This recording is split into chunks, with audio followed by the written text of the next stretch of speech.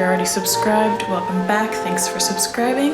Today I'm going to do a little bit of a different video, and I'm going to talk about why I left the US, how I left the US, and where I'm living now.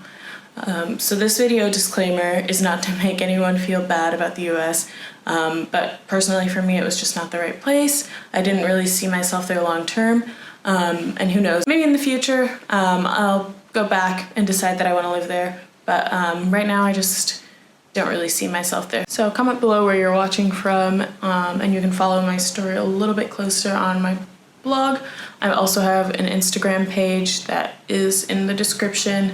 All of the links are in the description so that you can see my adventures. So if you want to go there, you can read my journey a little bit more in detail, but I'm just going to talk about it here as well. So since 2018, I've been living in Italy. I came to Florence to start my master's program in August of 2018 and then stayed on, but this stemmed from way back when I studied abroad in Rome with my school program, and we stayed on for a year, and I stayed over in the summer as well because I wanted to do internships, and I really just fell in love with Italy and specifically Rome. Since then my goal has been to come back to Rome and make my life here. So I'm halfway there, but you'll learn more about that a little bit later. Big things for me about not wanting to live in the US really stem from two main points, are the quality of life there, especially as a Black female, and the economy and the capitalist system. So of course Italy is still a capitalist system, but not quite to the extent that the US is. So the first thing I want to talk about is the quality of life.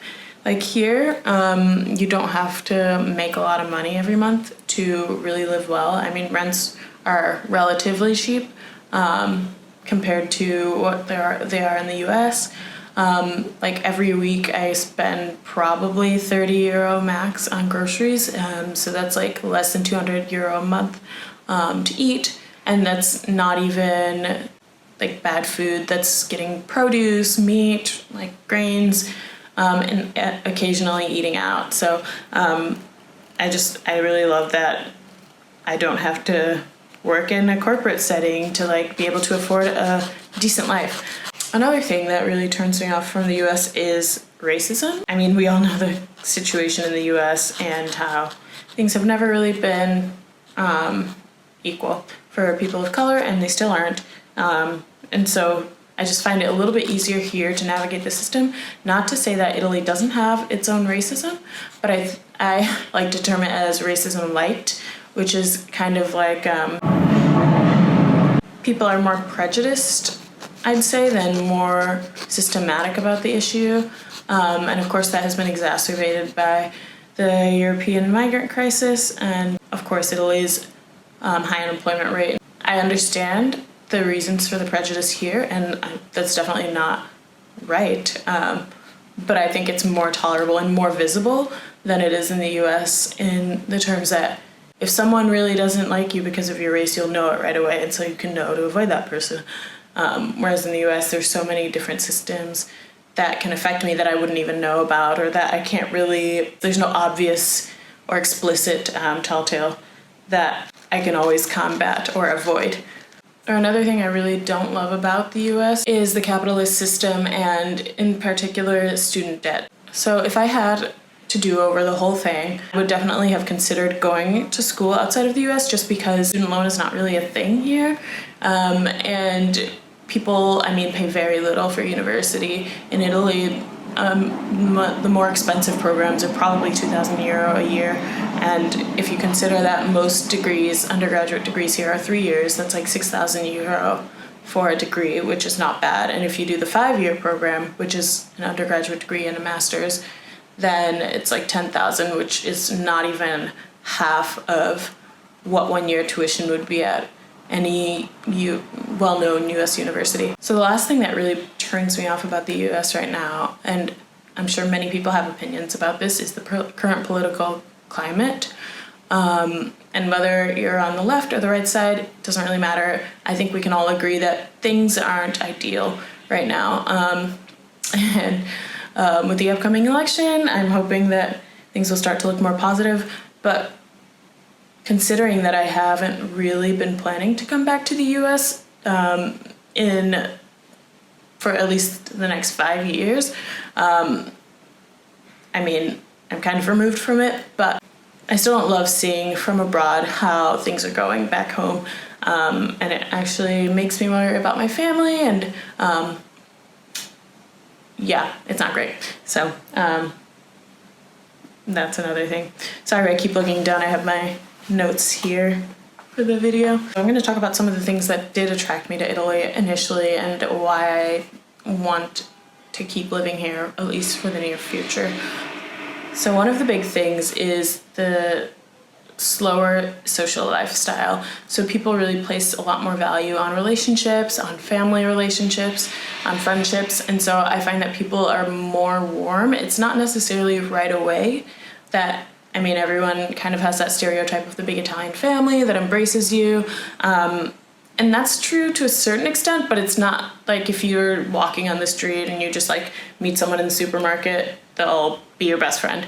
That's more to say, once you start to build your network and your group of friends here, they really take care of you, and people really care that you do well and find a way to make it and that you're okay. And that I think is really important to me and has really made me value even more my friendships and my family back home. So I try to be in touch a little bit more often.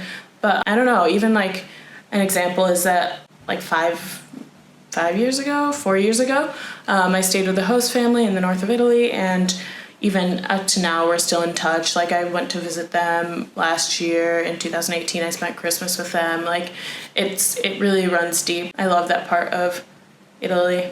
Another really important thing to me here is the weather. Like I come from Michigan, so you already know that the winters are really cold, a lot of snow, and I hate the snow. So for me, like coming here where it's year round a pretty fair temperature, of course the winter gets a little bit colder, but I mean there's rarely ice, it's mostly rain, and I don't really have to deal with cleaning up snow or worrying about having to be super covered up. I mean, it's just so much more bearable here. So that's one thing that really makes Italy a little bit of a better option for me.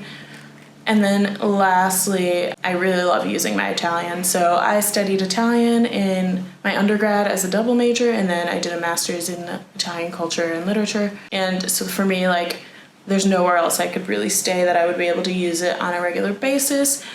Although I will say that most people in Italy, if they know that you speak English as a native language, they kind of will either want you to use it in work or will want you to be available to practice with them as a friend if they're trying to practice their English. But anyway, regardless of that, I still find environments that I can use my Italian in, and it really makes me happy. I've always been passionate about learning languages, and this is the first real language that I've learned that I feel like I can use, because I did take Spanish for a few years in high school, but I never lived in a predominantly Spanish-speaking country. I never really had the opportunity to deepen my understanding and culture as much as I have with Italian. So for me, that's like one of the bigger selling points on Italy. Although I really love Italy, there's still a lot of problems here.